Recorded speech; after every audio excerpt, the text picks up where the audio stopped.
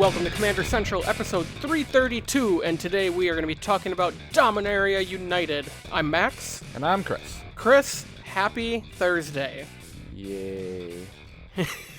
Yeah, that's kind of my attitude as well. I woke up Tuesday going, it's only Tuesday this week, so yay.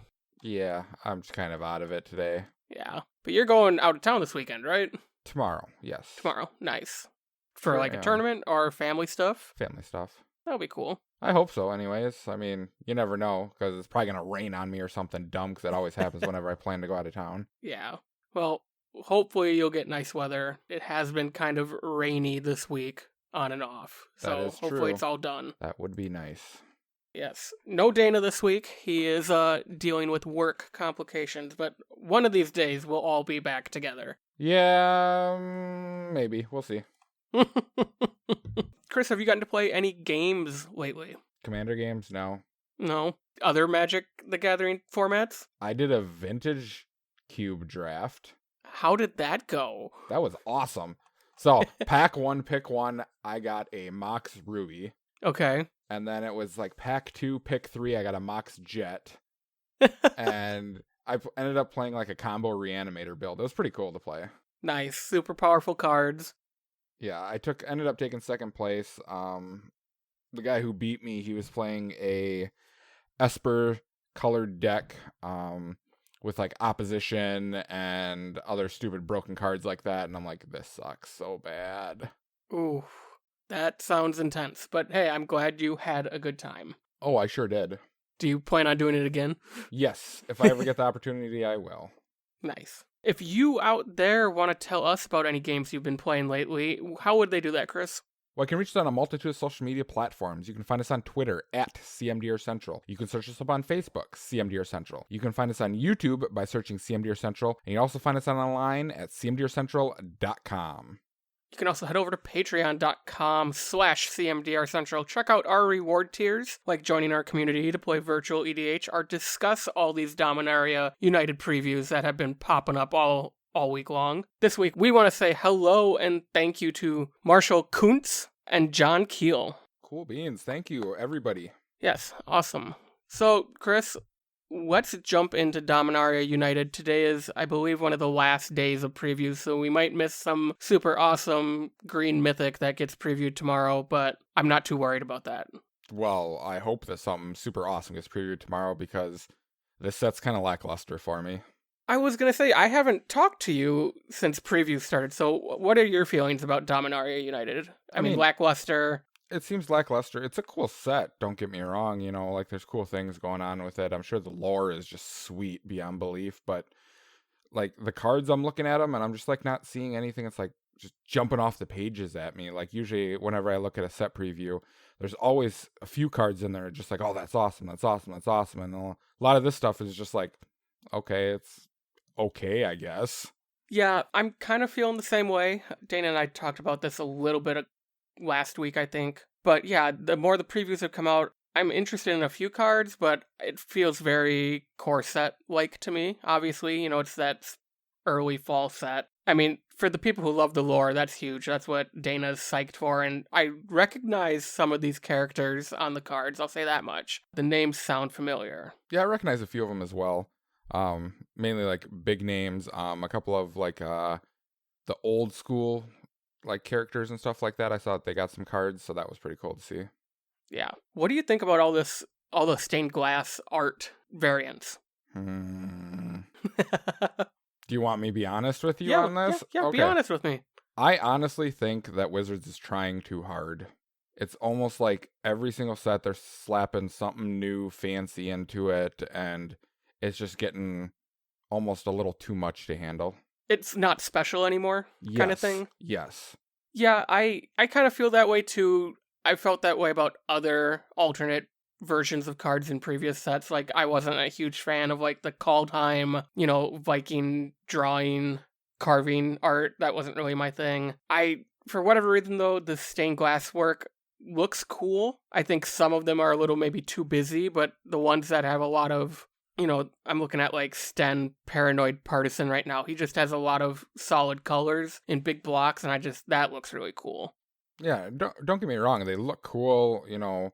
It's a cool concept and everything. It's just like, why do you need like 4 different versions of one card type of thing? It doesn't make the cards special anymore. Like that's what the From the Vaults were, the Secret Layers was to make the cards special so you get special versions. And now they're just willy-nilly jamming these into every kind of set that they possibly can. Yeah. No, that I totally hear what you're saying, and I agree. It does make it less special, but I think it's also more money in their pocket. So, Agreed. business sense, I understand why they do it. So, Chris, what cards would you like to start talking about here? How about this one? Where are you, evil card? So they printed a 4-mana legendary creature. That's a tree folk. It's called Namada Primeval Warden. Now, I read this card about 17 million times because I had to make sure I was reading this right. That it is literally Kalitas, Trader of Get, reprinted in green-black. Like, it is literally another Kalitas, just identical to everything that it does. Different mana, Really? like the ability costs are a little bit different, but this creates tokens. It exiles creatures when they die. You can sacrifice the creatures, put counters on it, or you can sacrifice them to draw cards. Now, I don't think Kalitas allows you to draw cards per se, but No. the abilities are almost identical in what it does. And it caught me off guard. I was like, wow, almost identical reprint. It's very odd to see something like that. Yeah, a non-token creature an opponent controls would die, exiled, instead make a zombie. 2 and a black, sacrifice a vampire or zombie. Kalitas gets 2+1/+1 counters.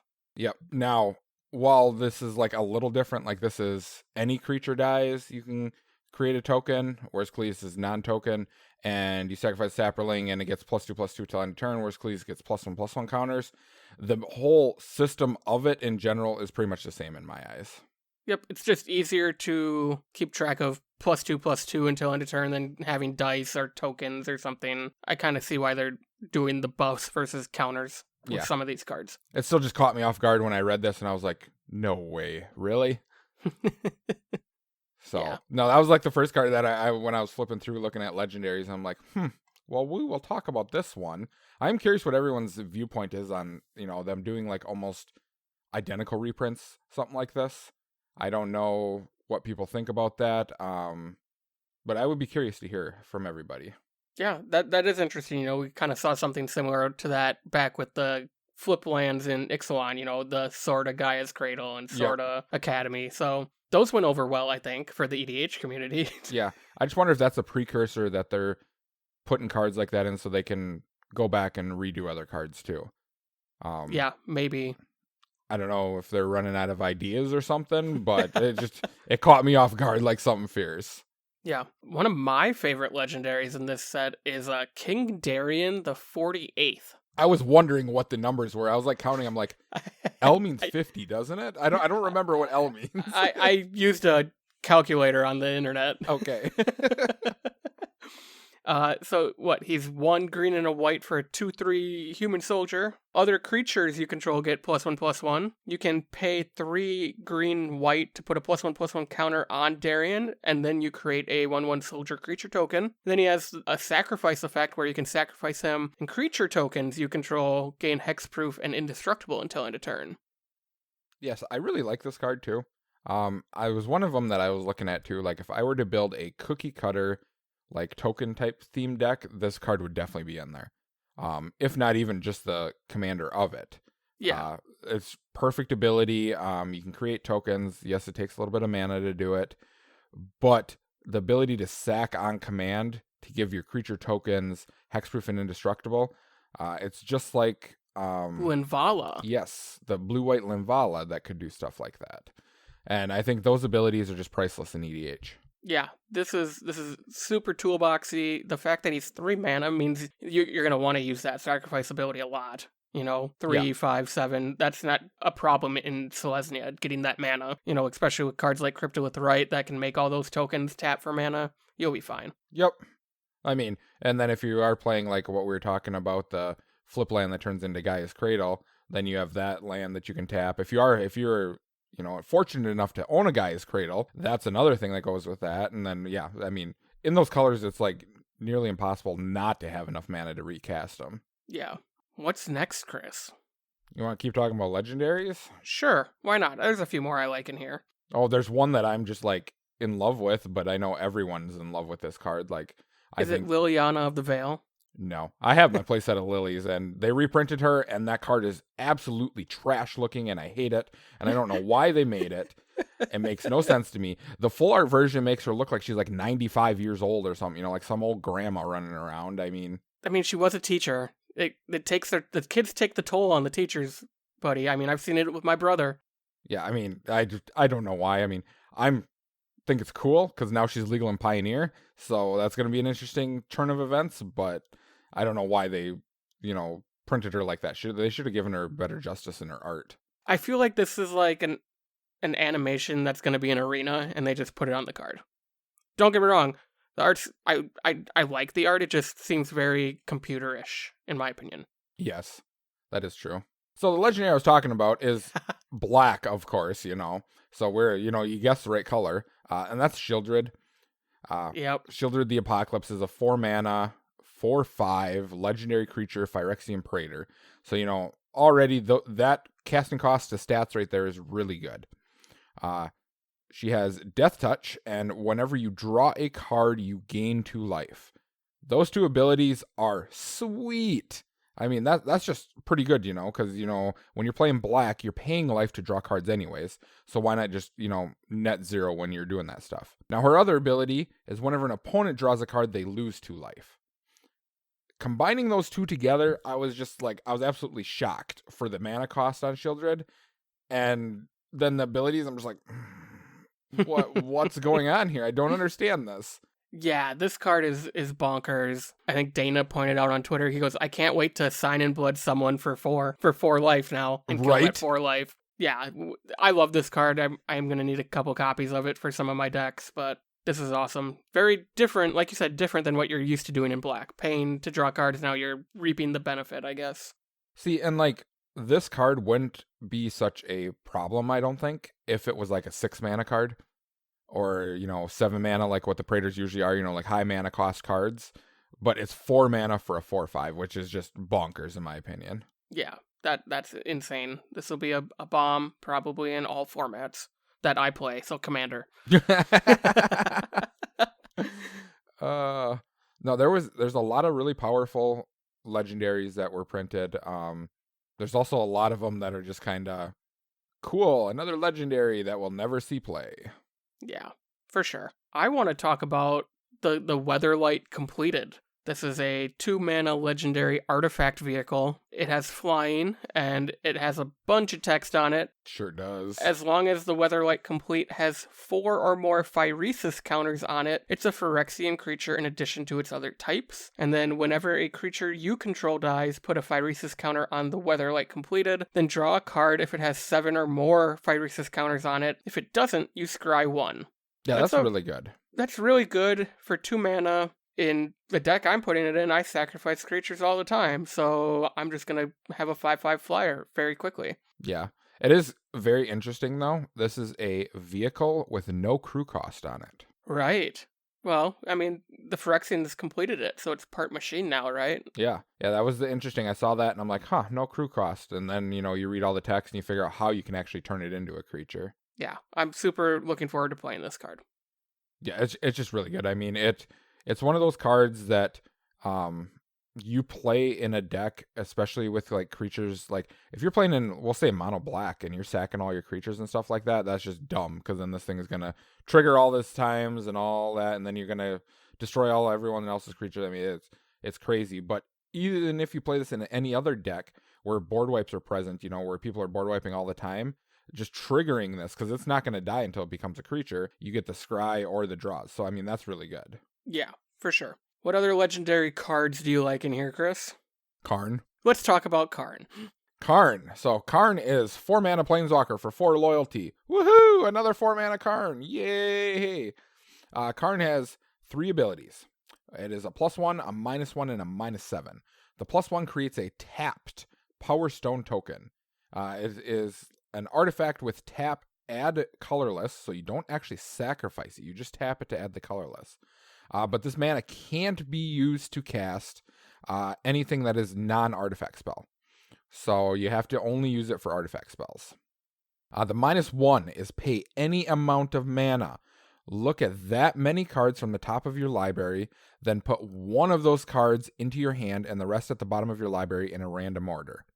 And the -7 is you get an emblem with tap an untapped artifact you control. This emblem deals 1 damage to any target. So honestly, for me, I could care less about the +1 or the -7. It's all about the -1 for me. And I'm thinking for Tron, I don't know if it's actually going to be viable for me, but it's definitely something I'm going to play with for a card draw engine in Tron. I just want to make like 12 mana, -1 him, and just be like, whoop, go for this card. What's up, homie? I just saw a quarter of my deck. Right? No, this is very interesting. Making the Power Stone tokens is cool lore right there. My issue with them is they're going to get, unless you are using the actual token or an infinite token where you're drawing them out, I foresee, like, especially myself, being like, oh, which ones are my Power Stone tokens and which ones are, like, just my copies of another artifact that I can tap for mana. Yeah, that makes sense. But that's just me. I don't really pay attention when I play the game. So, but no. What I would do is just you only need 1, in my opinion, maybe 2. And 2 probably, and you just use dice on top of them to mark how many are tapped, how many are untapped, that kind of fun jazz. Oh, for sure. But that -1 is huge. Any amount of mana, I mean, you could look at an entire EDH deck, really, in certain situations. Yeah, and I'm thinking, for EDH purposes, I think this card is probably going to become a good staple in like mono white decks. And Boros and anything that doesn't have green or blue in it. It's a nice, it's a little card draw engine that you can run. You're getting, mana rocks out of this too. So, I mean, it's not like it's hurting you any. You're in, like if you are in mono white or Boros, you're only in those 2 colors, so that colorless is not going to hurt you. Those 2 colors play a lot of artifacts anyways. So, I mean, overall, it seems like it could just be a very viable card. Yeah, I definitely think it is. I want to talk about Karn's Silex. This is a 3-mana legendary artifact that enters the battlefield tapped. I know an artifact that does that. Players can't pay life to cast spells or to activate abilities that aren't mana abilities. Hey, it's a Linvala, isn't it? Is that what it is? No, Angel of Jubilation. Jubilation, yeah. And then the green-white pig, I think, has something similar as well.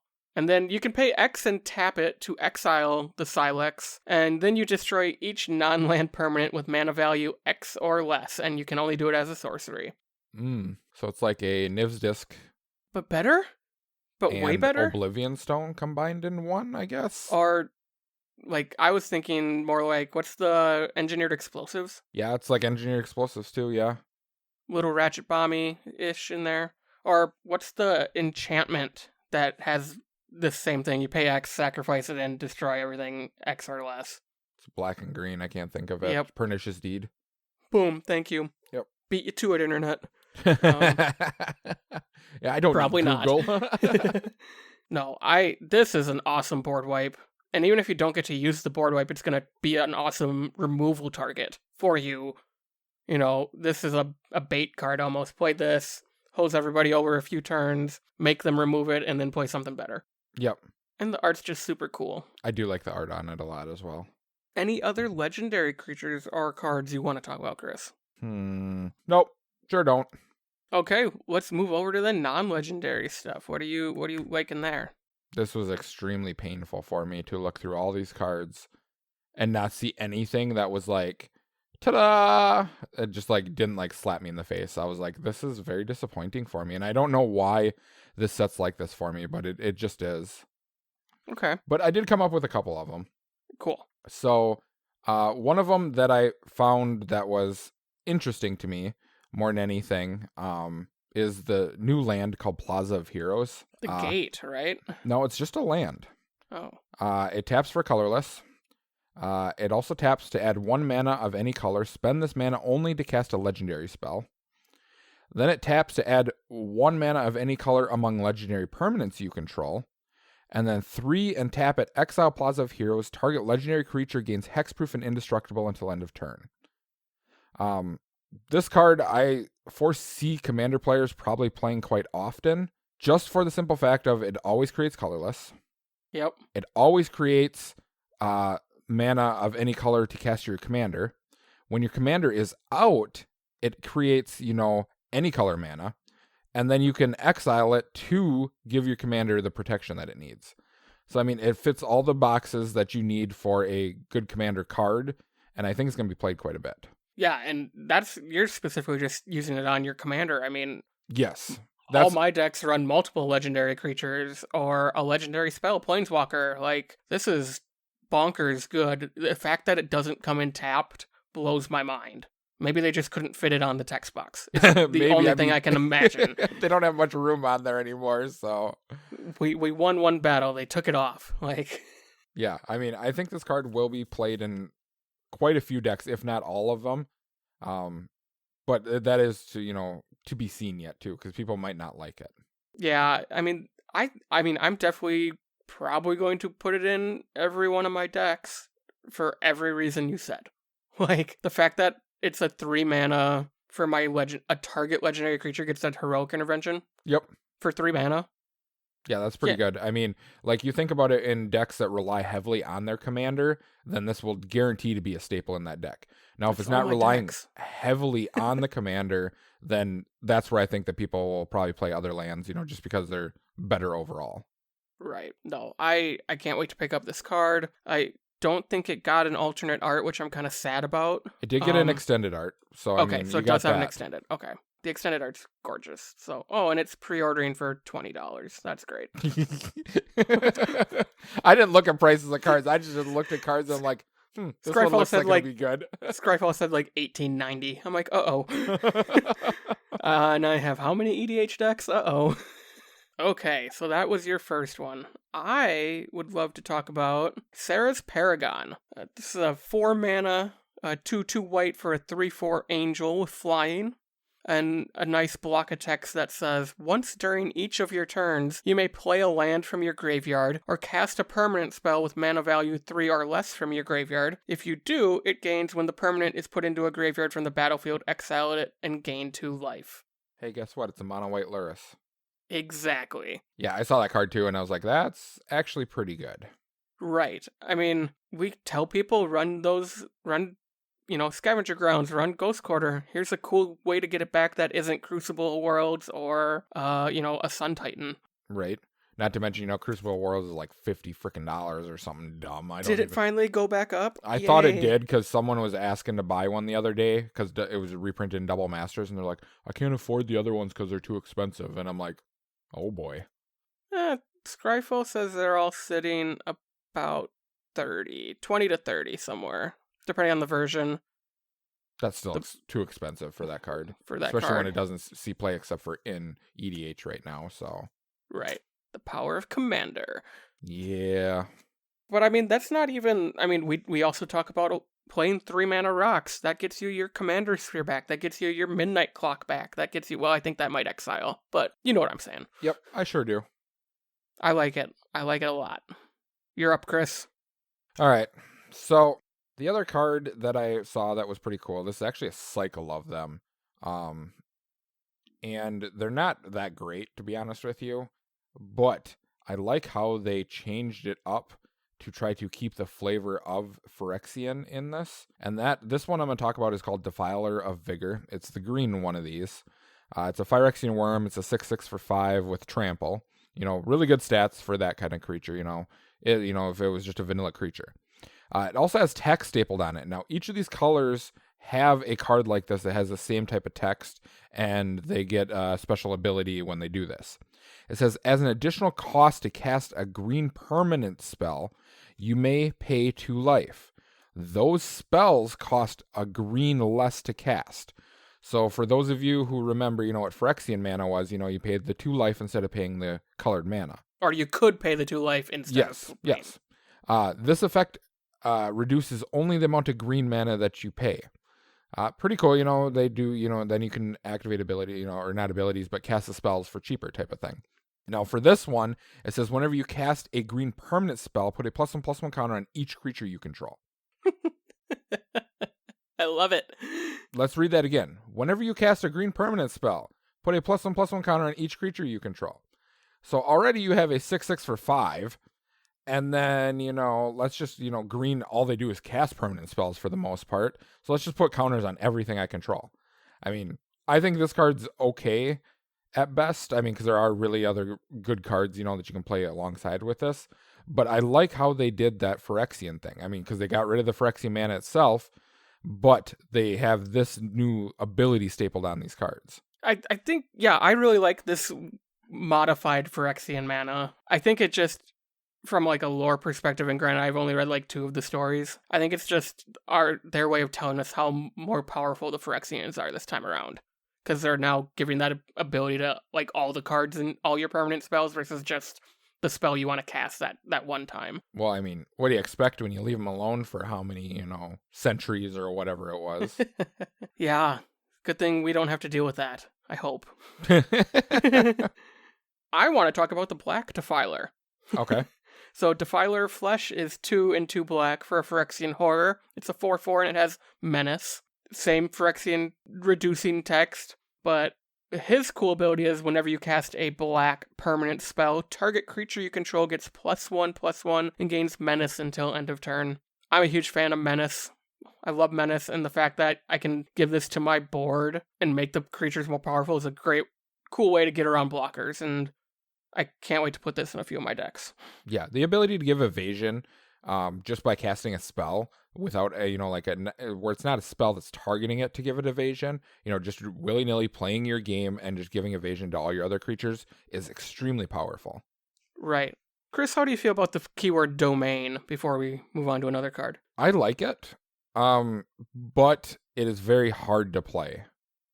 I think it's a cool thing to do, because it forces, to play multiple colors, and they have to be basics, so you can't, cheat it around with, shocklands or anything like that, which was, trying to think of what the other one was, where it was, No, I think basic domain land type. Oh, it is I think basic. domain is type. Yeah, domain cares about types. Oh, it is. Okay, yeah. So you can cheat this with, yeah. So even better. There we go. I read it wrong. All I saw was each basic land, and I'm like, oh, well, that sucks. Right. No, domain's not bad. I like the mechanic. It is cool, but a lot of the cards that have domain stapled on them, I think, are almost overcosted for anything unless you're playing 3 or 4 colors.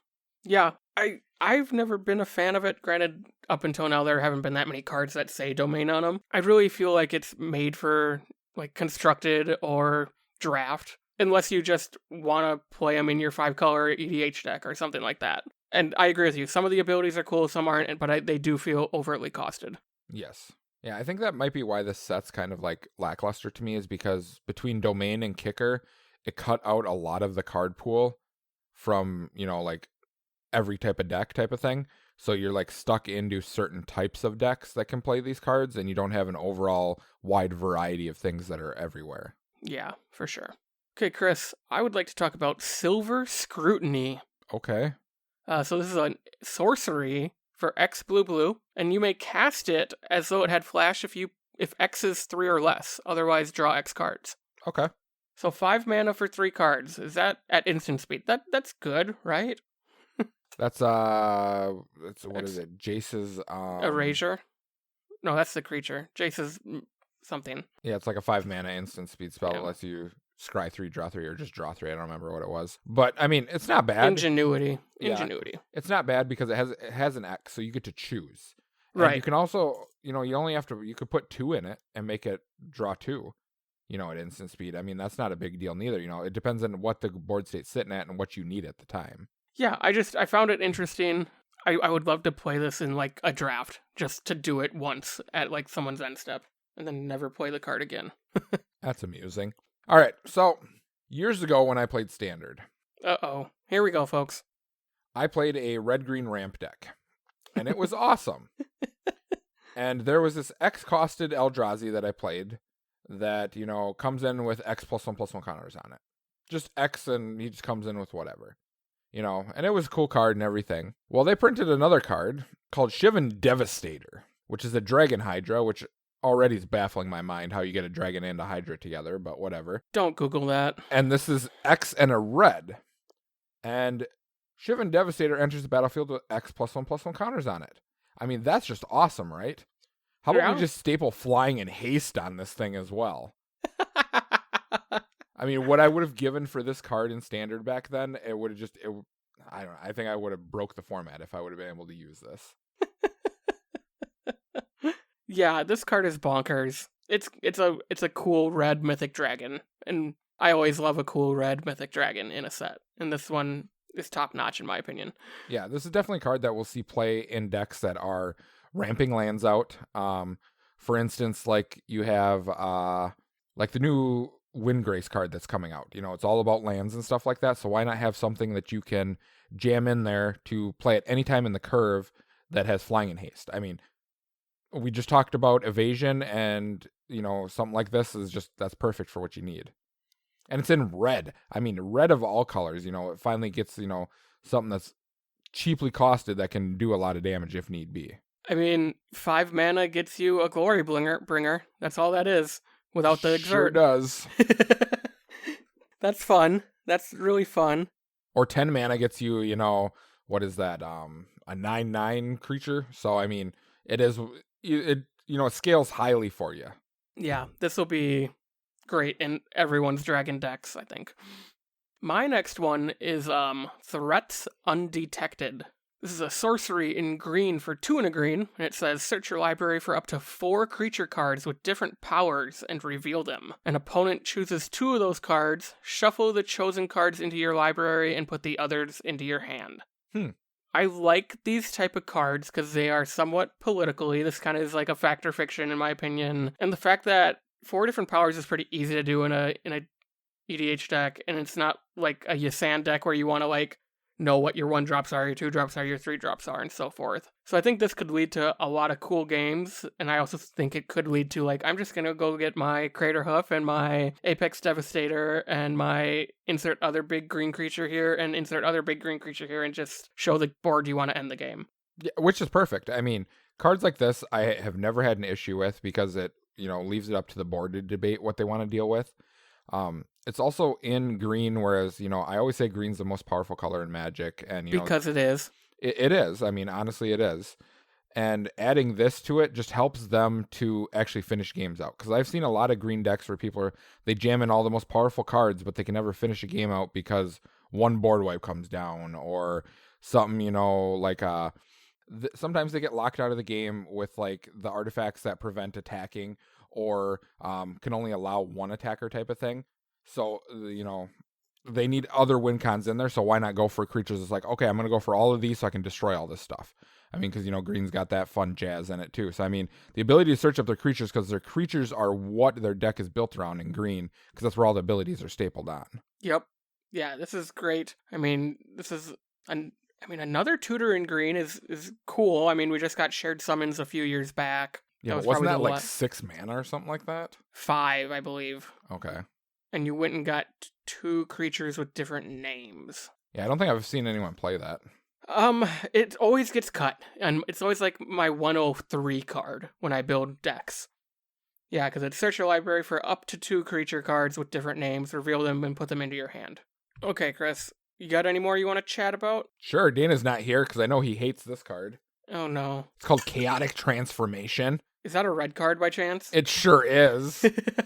So it is exile up to 1 target artifact, up to 1 target creature, up to 1 target enchantment, up to 1 target planeswalker, and up to 1 target land.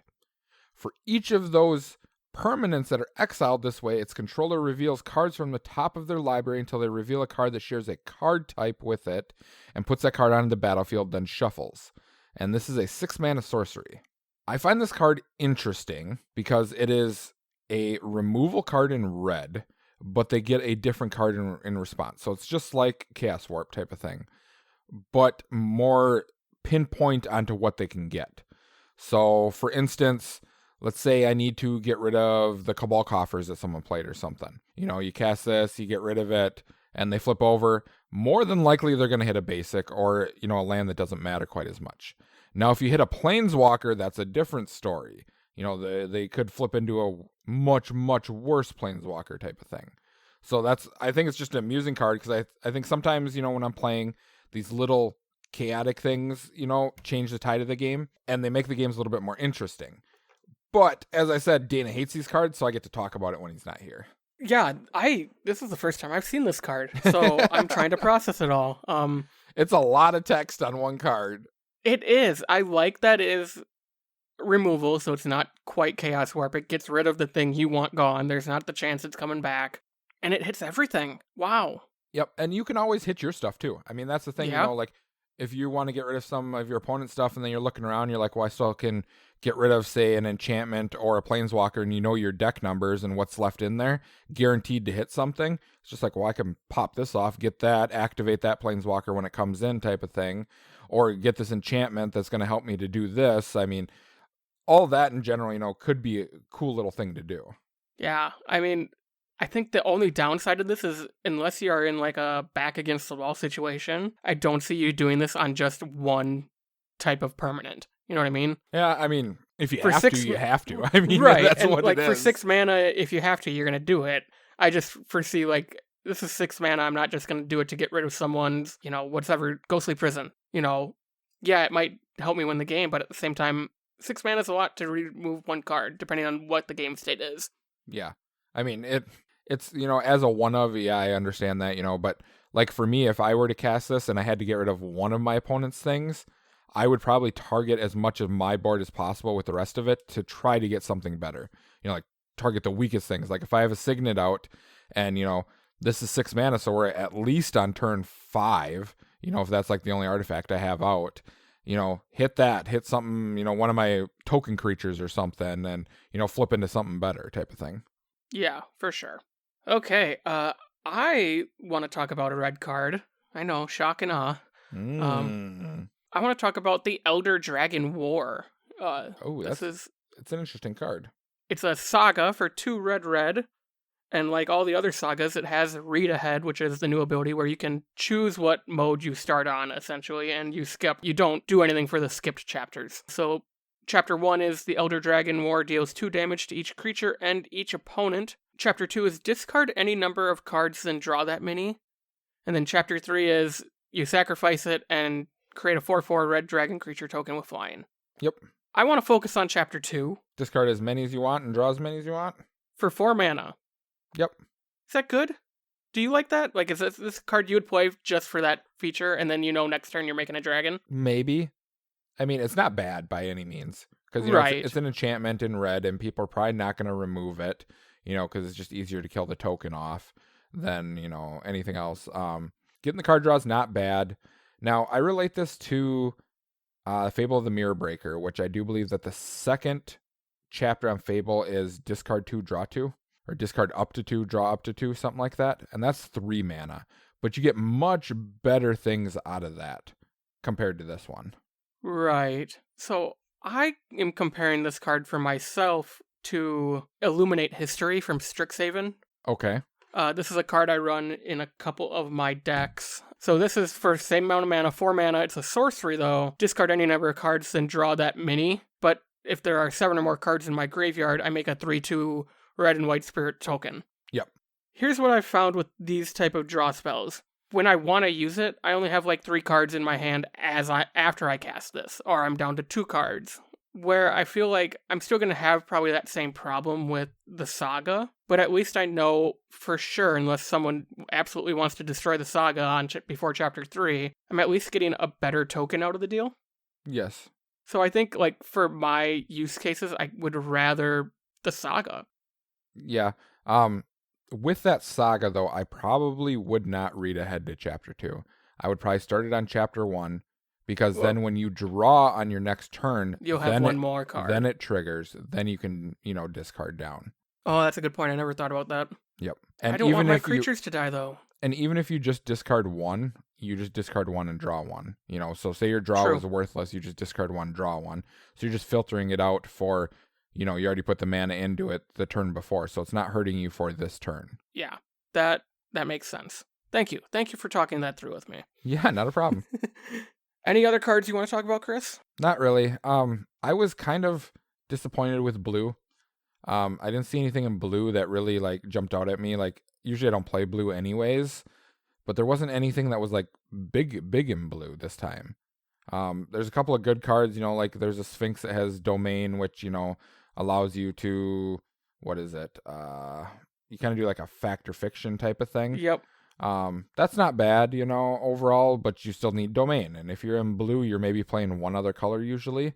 maybe 2 at the most. So it was kind of lackluster to me. There's the new Spellseeker-esque card, which was okay at best, I guess.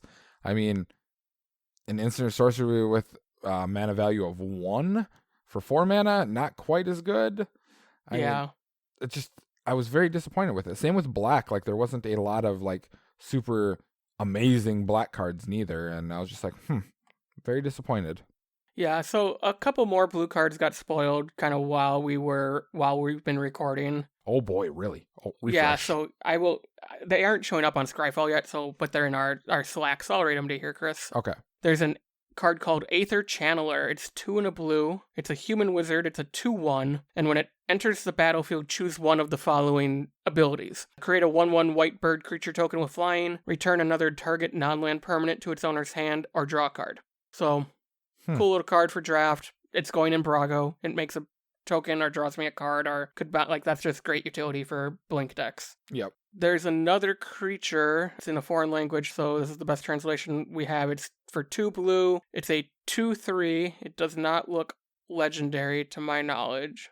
I could be wrong about that. Its ability says at the beginning of each player's draw step, that player may draw an additional card. If they do, spells they cast this turn cost 2 more to cast. Interesting. Cool little political card there. And then we also have another black card got previewed. Shadowrite Priest. It's a 1 and a black for a human cleric. It's a 2/2. It's an anthem. Other clerics you control get +1/+1. And then you can pay 3 and 2 black and tap it. You sacrifice another cleric and search your library for a black creature card and put it onto the battlefield, then shuffle your library. Is Shadowborn Apostle a cleric? I can look right now, but I believe the answer is yes. Okay. Interesting. It is. It is a human cleric. Is that black creature legendary? No. Okay. It's rare, though. Okay. I was going to say, if that's legendary, then that would have been awesome. I see some crazy... You don't even need to play, like, the full package of the Shadowborns anymore. It's just like, can we just jam a few in here, and we just keep sacking them and doing this random crap? And then the most recent card I see in our community that got previewed today was Rada, Coalition Warlord. I was curious why I didn't see her on the list when I was looking through all the legendaries. 2 red and a green for a 3/3 legendary creature elf warrior. Rada has domain. Whenever Rada, Coalition Warlord, becomes tapped, another target creature you control gets +X/+X until end of turn, where X is the number of basic land types among lands you control. Okay. I really like that says becomes tapped. Yep. Because you don't have to swing with it. You can play all the fun tap and untap cards and just constantly pump your team or a single creature. Yep. Well, so that's the most recent stuff I can see. Okay. Any other thoughts on the set, Chris? Not really. I am curious what you think about them giving Rasputin a new card that's, like, worthless. I mean, nobody's going to replace good old Rasputin in my heart, so we can just end the conversation about that there. The one thing I am very happy about, and I was flipping through the commander decks and that are coming out, and they did a lot of nice reprints in here of cards that people like to play. For me, working at a card shop, I know what people are always asking for, and a lot of these cards that are printed in these 2 decks are cards that people are asking for. So, I mean, it's really nice to see that they printed that. Yeah, I mean, the EDH decks look fun. I mean, and I haven't really looked at the list, but I'm looking right now, like Blackblade Reforged. I know that's probably a card people ask for. The Monuments. It's cool that they're printing, like, some of the old box toppers in these decks now, and, like, even previous legendary creatures from previous commander decks. So, yeah, this is super cool. Yeah, I think the decks look very cool. I'm not sure if I'm going to buy either of them, though. I'm not sure. I got to, like, really think about this, because I'm probably going to screw up and miss out on it, like I did on the stupid Astral Dragon out of Baldur's Gate, because I can't find one and I have to buy one online because it only came in a commander deck, or the Black Market Connections type of thing. I mean, so I'm really going to dig into these and see if there is something like that in these decks. Right, yeah, that's definitely smart to do. Yeah, overall, I like the set. It feels like another Dominaria set. Tons of legends. I'm happy for all the people who dig all the lore. For me, it's not something I'm super interested in. I'm more interested in where we go in Phyrexia in a couple years, in a few months. I'm more interested in the end of this story, I think, just because I didn't play during Phyrexia. So I'm interested to go back to that plane again and see how advanced it's become. There are definitely cards in this set that I want for my decks, and there are definitely cards that I'm not looking forward to having played against me. So I am happy about that in this set. It feels like there's enough for everybody to do some cool stuff. Agreed. Well, I think that's going to wrap up our Dominaria United review show. Chris, thanks for being here this week. Always fun to have you. Yeah, thank you. Hopefully Dana will be back next week and we can all three rejoice. Yes, agreed. Our show is edited by Rafael Garcia. You can find them on Twitter at Ursa Bearwalker. Our theme song is Retro Future Dirty by Kevin MacLeod, licensed via Creative Commons. If you want to reach out to us, you can find Dana at Dana Roach. I'm CMDRCentral_Max, and Chris is YSquitchy1, all on Twitter. And we'll be back next week with another show.